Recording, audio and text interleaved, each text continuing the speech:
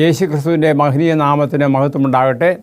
കർത്താവായ യേശുവിൻ്റെ വിശ്വാസത്തെക്കുറിച്ചുള്ള ഈ പരമ്പരയിൽ ഇന്ന് നാം ചിന്തിക്കാൻ പോകുന്നതായ വിഷയം, അതായത് ശേഷിപ്പ് സഭയെക്കുറിച്ചാണ്. നമുക്കറിയാം, ദൈവജനത്തിന് അത് വിശ്വസ്തരായ ഒരു കൂട്ടം വ്യക്തികൾ ഉണ്ട്. അപ്പോൾ അവരെ തിരിച്ചറിയുന്നത് അവരെ ശേഷിപ്പ് എന്നാണ് പറയുന്നത്. ഇപ്പം നമ്മൾ വേദപുസ്തകത്തിൽ നിന്ന് പഠിക്കുമ്പോൾ അവർക്കൊരു പ്രത്യേക ലക്ഷ്യമുണ്ട്, അവർക്കൊരു പ്രത്യേകതായ ഒരു മിഷനുണ്ട്, അവർക്കൊരു പ്രത്യേക വിഷനുണ്ട്. അപ്പോൾ അതിനെക്കുറിച്ച് നമ്മൾ ചിന്തിക്കുമ്പോൾ ലോകത്തിൽ സഭകളെ നമ്മൾ കാണുന്നുണ്ട്. അപ്പോൾ ഈ സഭകൾ രണ്ട് തരത്തിലുള്ളതാണ്. ഒന്ന് യഥാർത്ഥമായ ദൈവസഭ, രണ്ടാമത് മറുതലിച്ച്, അതായത് വിഘടിച്ച് നിൽക്കുന്നതായ, അല്ലെങ്കിൽ അതിന് അപ്പോസ്റ്റൈസ്ഡ് ചർച്ച് എന്നാണ് പറയുന്നത്. അപ്പോൾ ഇതിനെക്കുറിച്ച് വെളിപാടുകാരനായ യോഹന്നാൻ പറയുമ്പോൾ അവിടെ ഒരു സ്ത്രീയെ ആയിട്ടാണ് ചിത്രീകരിക്കുന്നത്. അപ്പോൾ സ്ത്രീ എന്ന് പറയുന്നത് സഭയായിട്ടാണ് കാണുന്നത്, അല്ലെങ്കിൽ വേദപുസ്തക വായനത്തിൽ മറ്റ് പല ഭാഗങ്ങളിൽ അതിനെക്കുറിച്ച് കാണുന്നുണ്ട്. അപ്പോൾ ഇവിടെ ഇന്ന് ആദ്യമായി നമ്മൾ ചിന്തിക്കുന്നതായ വേദഭാഗം വെളിപാട് പുസ്തകത്തിൽ 12-ാമത്തെ അധ്യായത്തിലുള്ളതായ ഏതാനും ചില കാര്യങ്ങളാണ്. സ്വർഗത്തിൽ വലിയൊരു 12:1 മുതൽ ഞാൻ വായിക്കുകയാണ്. സ്വർഗത്തിൽ വലിയൊരു അടയാളം കാണുമാറായി. സൂര്യനെ അണിഞ്ഞൊരു സ്ത്രീ, അവളുടെ കാൽ കീഴെ ചന്ദ്രനും അവളുടെ തലയിൽ 12 നക്ഷത്രങ്ങളുള്ളതായ കിരീടമുണ്ടായിരുന്നു. അവൾ ഗർഭിണിയായി നോവ് കിട്ടി വേദനപ്പെട്ട് നിലവിളിച്ചു. അപ്പോൾ ഇത് ചിന്തിക്കുമ്പോൾ നാം ഒരു കാര്യം ഓർക്കണം. അതായത് സ്വർഗത്തിൽ വലിയൊരു അടയാളം കാണുവാനുണ്ട്. അത് സൂര്യൻ അണിഞ്ഞൊരു സ്ത്രീയെക്കുറിച്ചാണ് പറയുന്നത്. സൂര്യൻ അണിഞ്ഞ സ്ത്രീ എന്ന് പറയുമ്പോഴത്തേക്ക് ദൈവത്തിൻ്റെ, അല്ലെങ്കിൽ ദൈവത്തെയാണ് തലയായിട്ട്, അല്ലെങ്കിൽ ദൈവമാണ് കിരീടം. അപ്പോൾ കാൽ കീഴ് ചന്ദ്രനാണ്, അത് വിശ്വാസികളാണ്. അപ്പോൾ ഇത് ഈ ഗർഭിണിയായ സ്ത്രീയെക്കുറിച്ച് പറയുന്നത് അവൾ ദൈവസഭയെ കുറിക്കുന്നതാണ്. അപ്പോൾ ഈ ദൈവസഭയെ ഹനിക്കുവാൻ വേണ്ടി, അതായത് പിശാച് വളരെ ശക്തമായിട്ട് പ്രവർത്തിക്കുന്നതിനെക്കുറിച്ച് പറയുകയാണ്. സ്വർഗത്തിൽ മറ്റൊരടയാളം കാണുമാറായി. 7 തലയും 10 കൊമ്പും, അതിൽ തലയിൽ 7 രാജമുടിയുമായി തീ നിറമുള്ളൊരു മഹാസർപ്പം. ഇത് നിങ്ങൾ ഈ കൂടുതൽ എക്സ്പ്ലനേഷൻ പഠിക്കണമെന്നുണ്ടെങ്കിൽ മറ്റ് വേദഭാഗങ്ങളിൽ അതിനെക്കുറിച്ച് ചിന്തിക്കണം.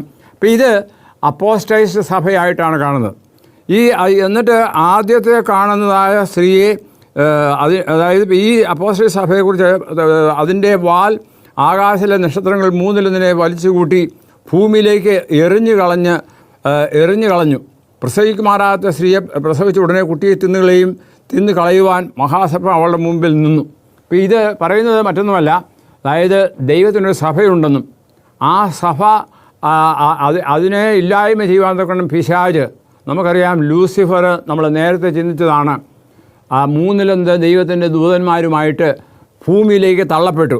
അതിനെ ഇവിടെ വെളിപാടുകാരൻ കണ്ട് ദർശിക്കുകയാണ്. അവൾ സകല ജാതികൾ ഇരുമ്പ് കൊണ്ട് മേയ്ക്കുവാനുള്ള ഒരു ആൺകുട്ടിയെ പ്രസവിച്ചു. അത് സൂചിപ്പിക്കുന്നത് യഥാർത്ഥ സഭയുടെ മകനായ, അല്ലെങ്കിൽ യേശുവിനെ കുറിക്കുകയാണ്. അപ്പോൾ ഈ യേശുവിനെ ഇല്ലായ്മ ചെയ്യുവാൻ വേണ്ടി, അതായത് താഴോട്ട് വായിക്കുമ്പോൾ അവളെ സകല ജാതികളെ പ്രസവിച്ചു കുട്ടിയെ ദൈവത്തിൻ്റെ അടുക്കിലേക്കും അവൻ്റെ സിംഹാസനത്തിലേക്കും പെട്ടെന്ന് എടുക്കപ്പെടും. സ്ത്രീയെ മരുഭൂമിയിലേക്ക് ഓടിപ്പോയി. അപ്പോൾ ഇത് ചരിത്രപരമായി നാം ചിന്തിക്കുമ്പോൾ നമുക്കറിയാം, സഭയുടെ ഉന്നമനത്തിൽ, അല്ലെങ്കിൽ സഭ ഇങ്ങനെ വളർന്നുകൊണ്ടേയിരുന്നു. അതിൽ യഥാർത്ഥമായ വിശ്വാസികളായിട്ട് ഉള്ള ഒരു സമൂഹമുണ്ടായിരുന്നാൽ അതിന് വിരുദ്ധമായിട്ട് ജനങ്ങൾ തന്നെയാണ് അവർ, അതായത് സഭ ജനങ്ങളാണല്ലോ. സഭയെന്ന് പറയുമ്പോഴത്തേക്ക് ഞാൻ ഉദ്ദേശിക്കുന്നത് മറ്റൊന്നുമല്ല, ഈ ഒരു സമൂഹം, അതായത് യഥാർത്ഥമായി സത്യവിശ്വാസികളായ ഒരു സമൂഹമുണ്ട്, എന്നാൽ അതിന് വിരുദ്ധമായുള്ള പ്രവർത്തിക്കുന്ന ഒരു സമൂഹം. അപ്പോൾ ഇവിടെ യേശുക്രിസ്തു ജനിക്കുന്നതായ സമയത്തെക്കുറിച്ച് പ്രവചന നിവൃത്തി പ്രകാരം യേശുവിനെ ഇല്ലായ്മ ചെയ്യുവാൻ അനേക സന്ദർഭങ്ങൾ പിശാച് ഒരുക്കി. നമുക്കറിയാം, കർത്താവായ യേശുക്രിസ്തുവിനെ പ്രസവിച്ചതായ സമയത്ത് കിഴക്ക് നിന്ന് 2 വിദ്വാൻമാർ വന്നു. അവർ പറഞ്ഞതനുസരിച്ച് യേശു ബെത്ലഹേമിൽ ജനിക്കുമെന്ന് മനസ്സിലാക്കിയതായ, അതായത് പരീശന്മാരിൽ നിന്ന് മനസ്സിലാക്കിയതായ ഹെരോദ രാജാവ് യേശുവിനെ കൊല്ലുവാൻ തക്കവണ്ണം ഉള്ളതായ ഒരു കൽപ്പനയിട്ടു. അതായത് ഈ ഇത്ര വയസ്സിന് താഴെയുള്ളതായ എല്ലാ കുഞ്ഞുങ്ങളെയും, പ്രസവിച്ച കുഞ്ഞുങ്ങളെ കൊല്ലണമെന്ന് പറഞ്ഞുകൊണ്ട് കൽപ്പനയിട്ടു. പടയാളികൾ പോയി കൊന്നു. അപ്പോൾ ആ സമയത്ത് അന്ന് രാത്രിയിൽ, അതായത് ഹെരോദ രാജാവ് ഇങ്ങനെ തീരുമാനിക്കുന്ന രാത്രിയിൽ ജോസഫിൻ്റെ അടുത്ത് ഒരു ദൂതൻ വന്ന് പറഞ്ഞു, നീ കുഞ്ഞിനെയും കൊണ്ട് അവിടുന്ന് പോവുക, എവിടെ വയ്ക്കുക, മിസ്രൈമിലേക്ക് പോകാൻ പറഞ്ഞു. അങ്ങനെ പോയി. അതുകൊണ്ട് ആ കുഞ്ഞ് രക്ഷപ്പെട്ടു. പക്ഷേ അവിടെയുള്ള ബെത്ലഹേമിലുണ്ടായിരുന്ന എല്ലാ കുഞ്ഞുങ്ങളെയും അന്ന് നിഗ്രഹിച്ചു. അവിടെ കഴുത്തിലും നിലവിളിയും ഉണ്ടായിരുന്ന പ്രവചന നിവൃത്തിയുണ്ട്. അപ്പോൾ ഇത് സംഭവിക്കുമ്പോൾ യേശുവിനെ കൊല്ലുവാൻ തക്കവണ്ണം പിശാച്, ഹെരോദ രാജാവിലൂടെ പ്രവർത്തിക്കുകയാണ്. അതാണ് ഇവിടെ സൂചിപ്പിക്കുന്നത്. ആ സ്ത്രീ മരുഭൂമിയിലേക്ക് ഓടിപ്പോയി. അവിടെ അവളെ പിന്നെ ദൈവത്തിൻ്റെ സഭയെക്കുറിച്ച് പറയുമ്പോൾ സഭയ്ക്ക് വളരെയധികം പെർസിക്യൂഷൻ, ഉപദ്രവമുണ്ടായി. അതുകൊണ്ട് സഭയെ ഏകദേശം 1260 ദിവസം പോറ്റേണ്ടതിന് ദൈവം ഒരുക്കിയ സ്ഥലം അവൾക്കുണ്ടായി. അതായത് നാം ചരിത്രം പഠിക്കുമ്പോൾ ദൈവജനത്തിനുണ്ടായതായ പ്രയാസങ്ങൾ അല്ലെങ്കിൽ അവരെ ഇല്ലായ്മ ചെയ്യാൻ തക്കവണ്ണം വഴിയൊരുക്കി. എന്നാൽ അതിനെ അവഗണിക്കാൻ, അതിൽ നിന്ന് അതിജീവിപ്പാൻ തക്കവണ്ണം എന്ത് ചെയ്തു?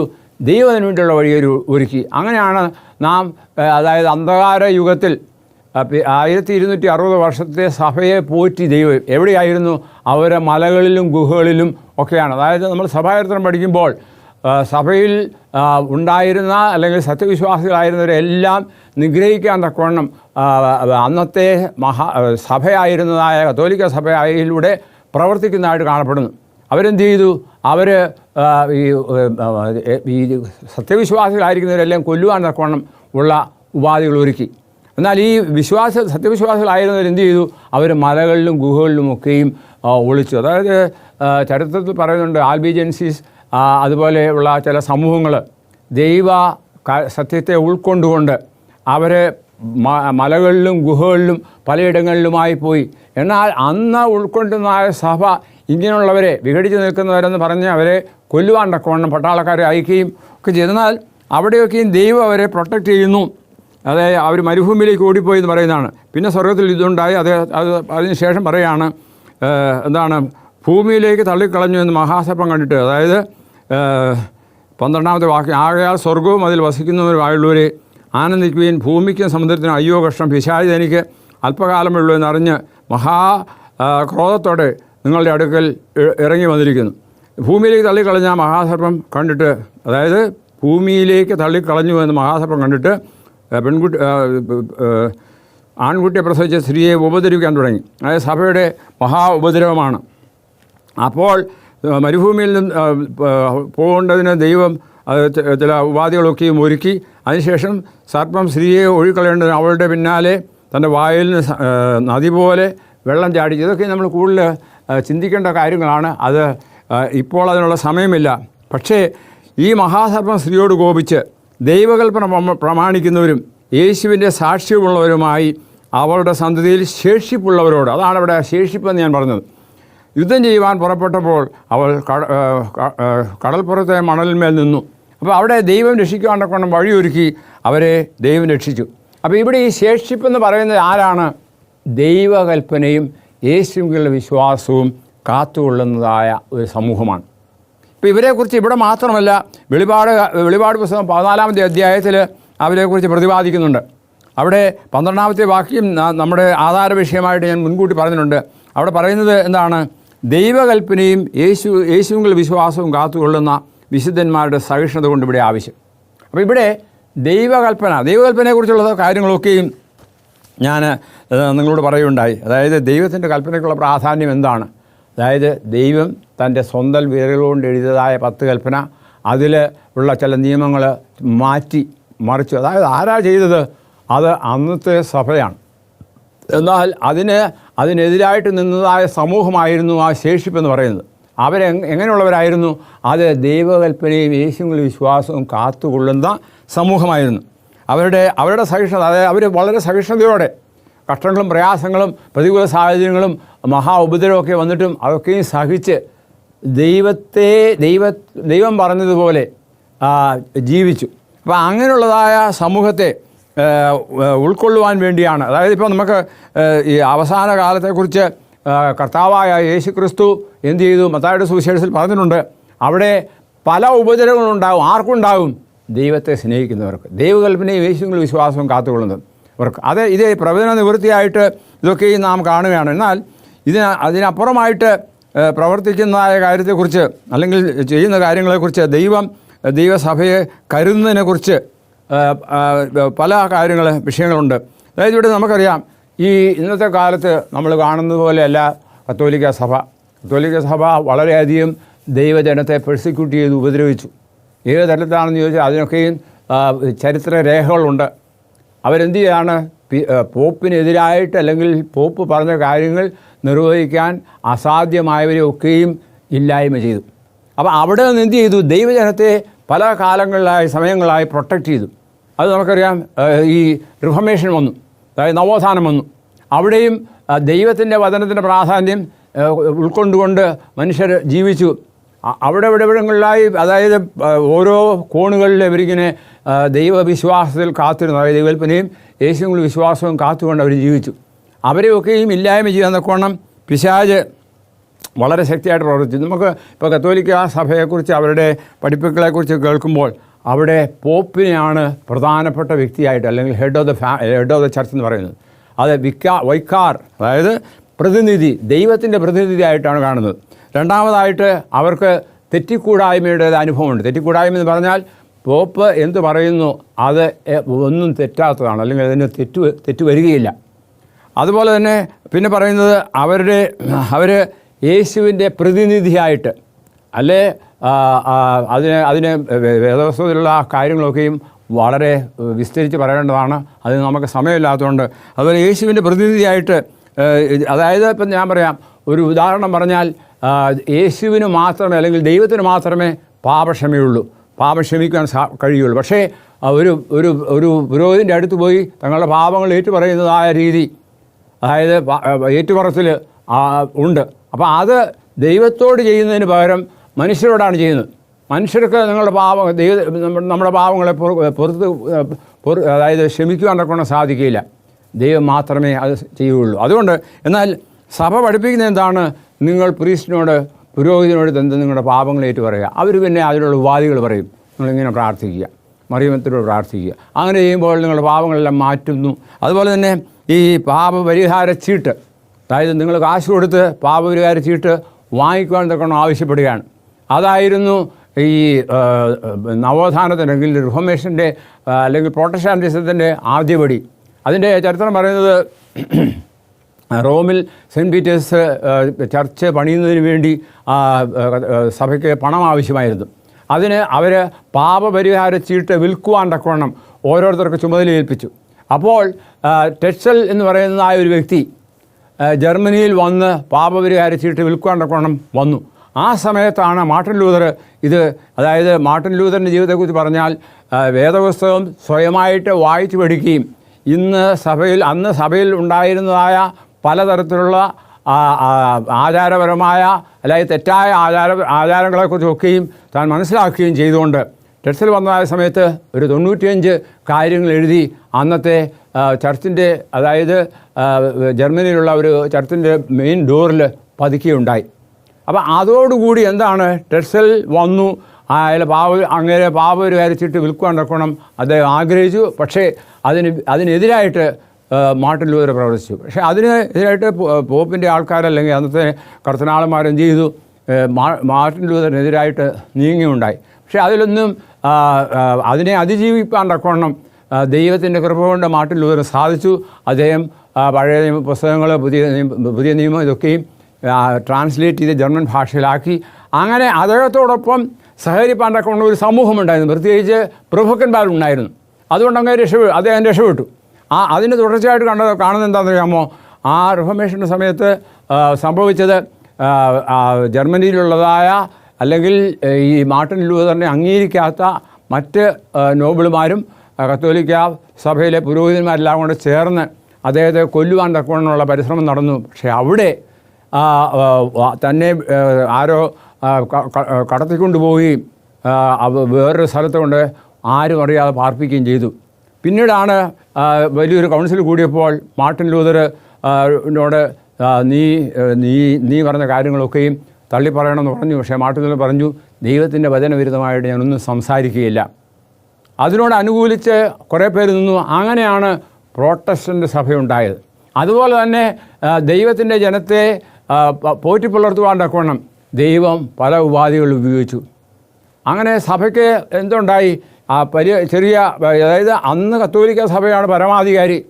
അവർ പറയുന്നത് രാജാക്കന്മാരും അവർ പറയുന്നത് പ്രഭുക്കന്മാരും കേൾക്കുകയുള്ളൂ. അപ്പോൾ അതിനിടയിൽ മാർട്ടിൻ ലൂതർ ദൈവത്തോട് ചേർന്ന് നിൽപ്പാൻ തക്കോണം ഉള്ള തീരുമാനമെടുത്തു. ആ തീരുമാനത്തിൻ്റെ അതിനെ അനുകൂലിക്കുന്ന കുറേ പ്രഭുക്കന്മാരുണ്ടായിരുന്നു. അതോടുകൂടിയാണ് പ്രോട്ടസ്റ്റാന്റിസം വന്നത്. അപ്പോൾ ഈ പ്രോട്ടസ്റ്റാന്റിസം വന്നപ്പം അത് ദൈവത്തിൻ്റെ ജനത്തെ സംരക്ഷിക്കുന്നതിന് വേണ്ടിയുള്ളൊരു വഴിയായി. അപ്പോൾ ദൈവത്തിൻ്റെ വചനം കൂടുതൽ പഠിക്കുന്നതിനും മനസ്സിലാക്കുന്നതിനും അതിന് പ്രകാരം ജീവിക്കുന്നതിനും കുറേ പേരെ ഇടയാക്കി. അവരാണല്ലോ ശേഷിപ്പ്. ആ ശേഷിപ്പ് സഭ ഇങ്ങനെ പ്രോട്ടസ്റ്റൻ്റായി. പിന്നെ അതിനുശേഷം മറ്റ് ആംഗ്ലിക്കൻ ചർച്ചുണ്ടായി. ഇതൊക്കെ ഉണ്ടായതിന് പല ചരിത്രങ്ങളുണ്ട്. ഇതൊക്കെ നാം പഠിക്കുന്നതിന് വേണ്ടിയാണ്. അതായത് ഒരു ശേഷിപ്പ് സഭയുണ്ട്. ആ ശേഷിപ്പ് സഭയുടെ ലക്ഷണങ്ങളെക്കുറിച്ച് ഇവിടെ 14-ാമത്തെ അധ്യായത്തിൽ 12-ാമത്തെ വാക്യത്തിൽ നാം വായിക്കുന്ന ദൈവകൽപ്പനയും യേശുവിൽ വിശ്വാസവും കാത്തുകൊള്ളുന്ന വിശുദ്ധന്മാർ. അപ്പോൾ യേശുവിൻ്റെ വിശ്വാസം, ആ വിശ്വാസമാണ് നമുക്കുണ്ടാകേണ്ടത്. അപ്പോൾ യേശുവിൻ്റെ വിശ്വാസം എന്താണ്? അതിനെക്കുറിച്ച് നാം അനവധിയായ കാര്യങ്ങൾ ഗ്രഹിക്കുകയുണ്ടായി. അപ്പോൾ ഒരു ശേഷിപ്പുണ്ട്. ആ ശേഷിപ്പ് സഭയുടെ ജോലി എന്താണ്? അതാണ് നമ്മൾ ഇനി ചിന്തിക്കേണ്ടത്. അതായത് നമുക്കറിയാം, ഈ 1260 വർഷത്തോളം സഭയെ ദൈവം മരുഭൂമിയിൽ പോറ്റി പുലർത്തി. അതിനുശേഷം നമ്മളെ ദാനിയേൽ പ്രവചനത്തിൽ നിന്നും 2300 സന്ധ്യ ഉഷസ് എന്നുള്ള ഒരു പ്രവചനമുണ്ട്. ആ പ്രവചന പ്രകാരം 1844 വരയ്ക്കും, അതായത് ഉള്ള കാലപരിധിയാണ്. ഈ 1844 ദൈവത്തിൻ്റെ സമൂഹം പലയിടങ്ങളിലായി ജീവിച്ചിരുന്ന കാലഘട്ടത്തിൽ വില്യം മില്ലർ എന്ന് പറയുന്ന ഒരു വ്യക്തി ഉണ്ടായിരുന്നു. ആ വില്യം മില്ലർ എന്ന് പറയുന്ന ആ വ്യക്തി ഈ പ്രയാസങ്ങളെയൊക്കെ അതിജീവിച്ചുകൊണ്ട്, അല്ലെങ്കിൽ പ്രയാസങ്ങളുണ്ടായിരുന്നെങ്കിലും ദൈവത്തിൻ്റെ വചനം നല്ലവണ്ണം പഠിച്ചതിന് ശേഷം പ്രസംഗിക്കാൻ തുടങ്ങി. ഈ 2300 സന്ധ്യ ഉഷസം ചെയ്യുമ്പോൾ കർത്താവ് വരും, അല്ലെങ്കിൽ വിശുദ്ധമന്ത്രി യഥാസ്ഥാനപ്പെടുമെന്നുള്ളതിനെ കർത്താവ് വരുന്നതായിട്ട് മനസ്സിലായിക്കൊണ്ട് താൻ പ്രസംഗിക്കാൻ തുടങ്ങി. അങ്ങനെ പ്രസംഗിച്ച് അനേകർ അദ്ദേഹത്തിൻ്റെ കൂടെ ചേർന്നു. അങ്ങനെ അദ്ദേഹത്തിൻ്റെ കൂടെ ചേർന്ന വ്യക്തികളെല്ലാം കൂടെ ചേർന്ന് എന്ത് ചെയ്തു?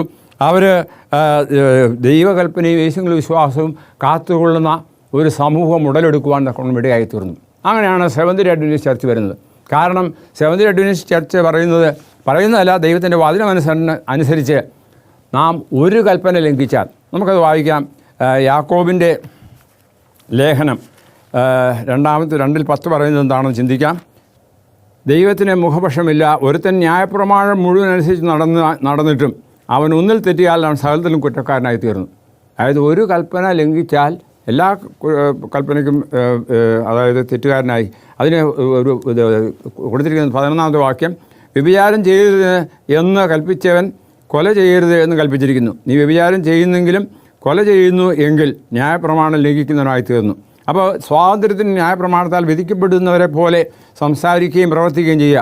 പിന്നെ നാം താഴോട്ട് വായിക്കുമ്പോൾ വെറും വിശ്വാസം മാത്രം പോലെ പ്രവൃത്തി വേണം. പ്രവൃത്തി എന്ന് പറഞ്ഞാൽ ദൈവത്തിൻ്റെ കൽപ്പന അനുസരിക്കണം. അത് ദൈവത്തിൻ്റെ കൃപയാൽ, യേശുക്രിസ്തുവിൻ്റെ കൃപയാൽ അനുസരിക്കാൻ സാധിക്കും എന്ന് വചനം പറയുന്നുണ്ട്, കർത്താവ് പറഞ്ഞിട്ടുണ്ട്. അപ്പോൾ അതുകൊണ്ട് നാം ഈ ഒന്നിൽ തെറ്റിയാൽ സകലത്തിനും കുറ്റക്കാരനാകും എന്ന് ദൈവത്തിൻ്റെ വചനത്തിൽ പറയുന്നത് കേട്ട്, അതായത് ശബത്തിൻ്റെ അനുസരണത്തെക്കുറിച്ച് അവർ മനസ്സിലാക്കുകയും അങ്ങനെ ശബത്ത് അനുസരിക്കണം. 10 കൽപ്പനയിൽ ഉൾപ്പെട്ടതാണ് എല്ലാ കൽപ്പനയും പോലെ. എന്നാൽ കത്തോലിക്ക സഭയിൽ നടക്കുന്ന വിഷയം എന്താണെന്ന് ചോദിച്ചാൽ മറ്റൊന്നുമല്ല, അവർ അവസാനത്തെ കൽപ്പന രണ്ടാക്കി, അല്ലെങ്കിൽ രണ്ടാക്കിയിട്ട് വിഗ്രഹങ്ങളെ ഉണ്ടാക്കുന്ന കൽപ്പന എടുത്തു കളഞ്ഞു. അതുപോലെ ശബനാളിനെ ശുദ്ധീകരിപ്പാനെന്നുള്ള കൽപ്പനയ്ക്ക് പകരം ഞായറാഴ്ച ആചരിക്കുന്നതിനെക്കുറിച്ച് അവർ പ്രാധാന്യം കൊടുത്തു. അങ്ങനെ ദൈവത്തിൻ്റെ കൽപ്പനയെ മാറ്റി. അത് എന്തുകൊണ്ടാണ് മാറ്റിയതെന്ന പ്രവചന നിവൃത്തിയാണ്. നമുക്ക് വായിക്കാൻ തക്കവണ്ണം സാധിക്കും. ദാനിയേലിൻ്റെ പുസ്തകം 7-ാമത്തെ അധ്യായത്തിൽ 25-ാമത്തെ വാക്യം ഞാൻ വായിക്കാൻ ശ്രമിക്കുകയാണ്. അതായത് ദാനിയേൽ പുസ്തകം 7:25. അതായത് അവിടെ പറയുന്നത് മറ്റൊന്നുമല്ല, അതായത് ഈ ശക്തി, ദൈവത്തിനെതിരായ ശക്തി എന്ത് ചെയ്യും? 7:25 ദൈവസഭയ്ക്ക് വിരുദ്ധമായിട്ട്, അല്ലെങ്കിൽ ദൈവത്തിന് വിരുദ്ധമായിട്ട് പ്രവർത്തിക്കുന്ന കാര്യത്തെക്കുറിച്ചാണ് ഇവിടെ പറയുന്നത്.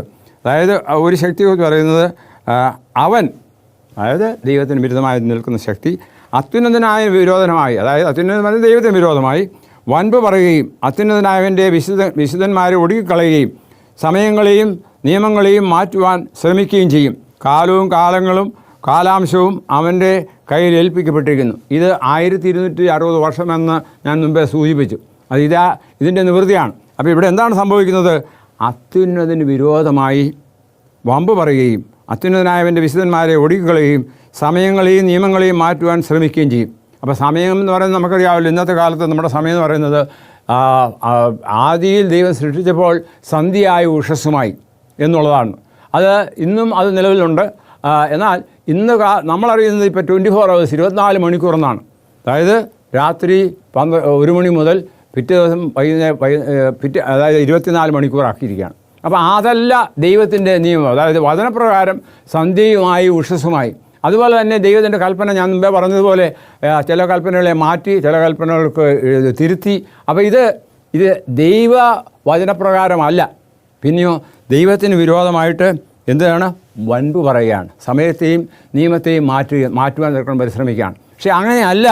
ദൈവത്തിൻ്റെ കൽപ്പന ഇന്നുമുണ്ട്, അത് നിലനിൽക്കുന്നതാണ് എന്ന് പറയുകയാണ് അതായത് ഒന്നിൽ തെറ്റിയ സകലത്തിലും കുറ്റക്കാരനാണ് എന്ന് മനസ്സിലാക്കിയതായ സമൂഹങ്ങൾ എന്ത് ചെയ്തു? അവർ ദൈവത്തിൻ്റെ കൽപ്പനയ്ക്ക് പ്രാധാന്യം കൊടുത്തു. ഏതായിരുന്നു? ശബദനുസരിച്ച് ഉണ്ടാക്കണം. അങ്ങനെ സെവന്ത് ഡേ അഡ്വന്റിസ്റ്റ് ചർച്ച് എന്ന് പറയുന്ന സമൂഹമുണ്ടായി. അവർക്ക് പ്രാധാന്യം കൊടുത്തിരിക്കുന്നത് യേശുവിൻ്റെ വരവിന് വേണ്ടി കാത്തിരിക്കുന്നവരും അതുപോലെ തന്നെ ദൈവത്തിൻ്റെ കൽപ്പനയ്ക്ക് പ്രാധാന്യം കൊടുത്തുകൊണ്ട്, അതായത് ശബദ് അനുസരിക്കുക.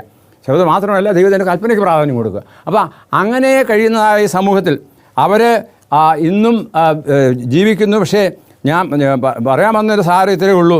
അതായത് ദൈവകൽപ്പനയും യേശുവിനുള്ള വിശ്വാസവും കാത്തുകൊള്ളുന്ന വിശുദ്ധന്മാരുടെ സഹിഷ്ണുതയാണ് ഇവിടെ ആവശ്യമായിരിക്കുന്നത്. അപ്പോൾ ആ ഒരു വിശ്വാസത്തിൽ ആയിരിക്കാൻ തക്കവണ്ണമാണ് നമ്മോട് ആവശ്യപ്പെടുന്നത്. എന്നെ കേട്ടുകൊണ്ടിരിക്കുന്നതായ ദൈവജനമേ, നമ്മുടെ ജീവിതങ്ങളിൽ ഈ പറയപ്പെട്ടതായ കാര്യത്തിന് എന്തെങ്കിലും പ്രസക്തിയുണ്ടോ? പ്രത്യേകിച്ച് പറയുമ്പോൾ ദൈവത്തിൻ്റെ കൽപ്പനയുടെ പ്രാധാന്യം നമ്മൾ മനസ്സിലാക്കി അതിന് പ്രകാരം ജീവിക്കാൻ തക്കവണ്ണം നമ്മൾ ഒരുങ്ങണം. കാരണം ഒന്നിൽ തെറ്റിയാൽ സകലത്തിലും കുറ്റക്കാരൻ. ഇവിടെ ആ ഒരു കുറ്റം നമുക്കുണ്ടാകുവാൻ തക്കവണ്ണം ദൈവം ആഗ്രഹിക്കുന്നില്ല. അതുകൊണ്ടാണല്ലോ ഈ പ്രസംഗത്തിലൂടെ ഈ ദൂതുകൾ നിങ്ങളോടൊക്കെയും അറിയിക്കുന്നത്. കണിശമായിട്ടും ദൈവവചനപ്രകാരം നാം ജീവിക്കുമ്പോൾ ദൈവം പറഞ്ഞതുപോലെ ജീവിക്കുന്നവരെ മാത്രമേ സ്വർഗത്തിൽ പോകാൻ ഒക്കുകയുള്ളൂ. അവരാണല്ലോ വിശുദ്ധന്മാരെന്ന് പറയുന്നത്. അപ്പോൾ അവരുടെ സ്വഭാവം അല്ലെങ്കിൽ അവരുടെ ക്വാളിഫിക്കേഷനാണ് എന്ത്? ദൈവകൽപ്പനയും യേശുവിനുള്ള വിശ്വാസവും കാത്തുകൊള്ളുക. അപ്പോൾ യേശുവിൻ്റെ വിശ്വാസത്തെക്കുറിച്ചുള്ള പരമ്പരയാണ് പറഞ്ഞത്. അതുപോലെ ഞാൻ ദൈവത്തിൻ്റെ കൽപ്പനയെക്കുറിച്ച് പറഞ്ഞു. അവർക്ക് എന്തോ ആയിരിക്കണം? They should be patient.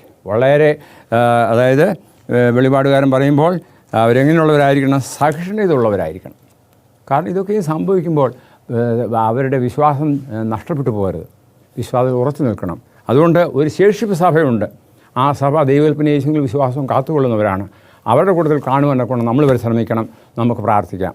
ഞങ്ങളെ സ്നേഹിക്കുന്ന സ്വർഗീയ വാഴ്ത്തപ്പെട്ട ദൈവമേ, അവിടുത്തെ സന്നിധിയിലേക്ക് അടിയങ്ങളെ തന്നെ താഴ്ത്തി സമർപ്പിക്കാവുന്നു. ഈ അവസരത്തിൽ ഞങ്ങൾ കേട്ടതായ ഈ ശേഷിപ്പ് സഭയെക്കുറിച്ച് ഗ്രഹിച്ച് മനസ്സിലാക്കി അവരുടെ കൂട്ടത്തിൽ ഉൾപ്പെട്ട് കാണുവാൻ കർത്താവ് വരുമ്പോൾ ആ സഭയെയാണ് കർത്താവ് കൂട്ടിക്കൊണ്ടുപോകാൻ കൊണ്ടും ഒരുങ്ങുന്നത്. അതിന് ഞങ്ങൾ ഉൾക്കൊള്ളുവാൻ അവിടുന്ന് ഇടയാക്കണമേ.